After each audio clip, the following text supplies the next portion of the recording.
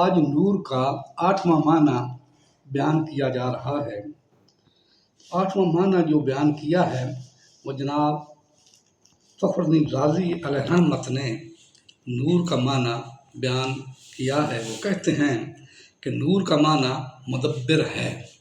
اللہ نور السماوات والارض المراد انہ مدبر السماوات والارض۔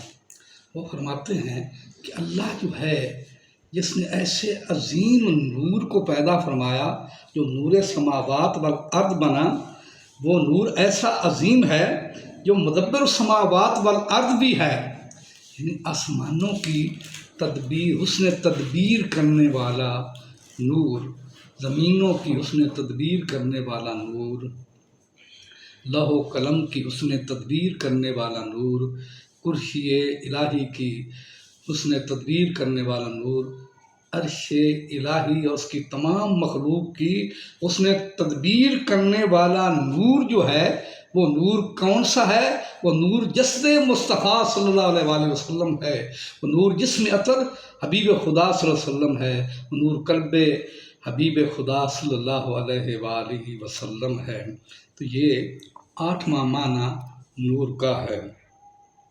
اور نور کا 9واں معنی جو ہے وہ ہے ناظم کائنات۔ یہ معنی بھی امام فخر الدین رازی نے ہی بیان فرمایا۔ اللہ نور السماوات والارض المراد منہ ناظم السماوات والارض۔ اللہ جو آسمانوں اور زمینوں کا عظیم نور پیدا کرنے والا ہے، وہ عظیم نور جو ہے وہ ایسا عظیم نور ہے جو کہ ناظم کائنات ہے، آسمانوں کی تنظیم کرنے والا، حسن تنظیم کرنے والا وہ نور ہے، زمینوں کی مخلوقات کی حسن تنظیم کرنے والا وہ نور ہے، لوح و قلم کی حسن تنظیم کرنے والا وہ نور ہے، عرش اعلیٰ کی اس نے تنظیم کرنے والا وہ نور ہے، وہ نور ہے کمال کا نور، حسن نور کیا ہے؟ وہ نور ہے جسم عطر محمد مصطفیٰ صلی اللہ علیہ وسلم اور قلب حبیب خدا صلی اللہ علیہ وآلہ وسلم، اور دل عطر، دل پاک، دل نور حبیب خدا صلی اللہ علیہ وسلم کا وہ نور ہے۔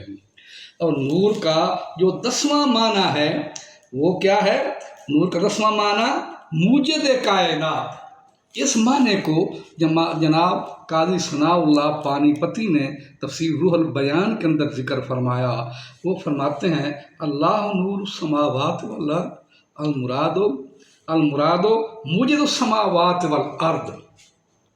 اللہ جو زمین و آسمانوں کا عظیم نور پیدا کرنے والا خالق نور ہے، وہ خالق ایسے عظیم نور کا جس سے ایجاد ہے تمام کائنات کی، وہ ایسا عظیم نور جو ایجاد ہے تمام آسمانوں کی، وہ ایسا عظیم نور جو ایجاد ہے تمام زمینوں کی، وہ ایسا عظیم نور جو ایجاد ہے تمام آسمانی مخلوقات کی، وہ ایسا عظیم نور جو ایجاد ہے زمینی تمام مخلوقات کی، وہ ایسا عظیم نور جو ایجاد ہے لوح و قلم کی، وہ ایسا عظیم نور جو ایجاد ہے کرسی رب اعلیٰ کی، وہ ایسا عظیم نور جو ایسا عظیم نور ہے جو ایجاد ہے عرش اعلیٰ کی، خلق عرش اعلیٰ کی، وہ عظیم نور اتنا عظیم نور ہے، وہ نور ہے جس میں پاک نوری مصطفیٰ صلی اللہ علیہ وسلم کا، وہ نور ہے قلب پاک نوری محمد مصطفیٰ صلی اللہ علیہ وسلم کا۔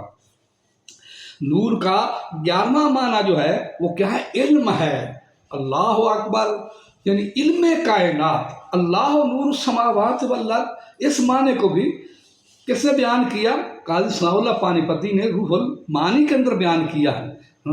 المراد منہ علم السماوات والارض، اس نور سے مراد علم سماوات ہے، اس نور سے مراد علم کائنات ہے، اس نور سے مراد علم زمین و آسمان ہے، اس نور سے مراد علم لوح و قلم ہے، اس نور سے مراد علم کرسی اعلیٰ ہے، اس نور سے مراد علم عرش اعلیٰ ہے۔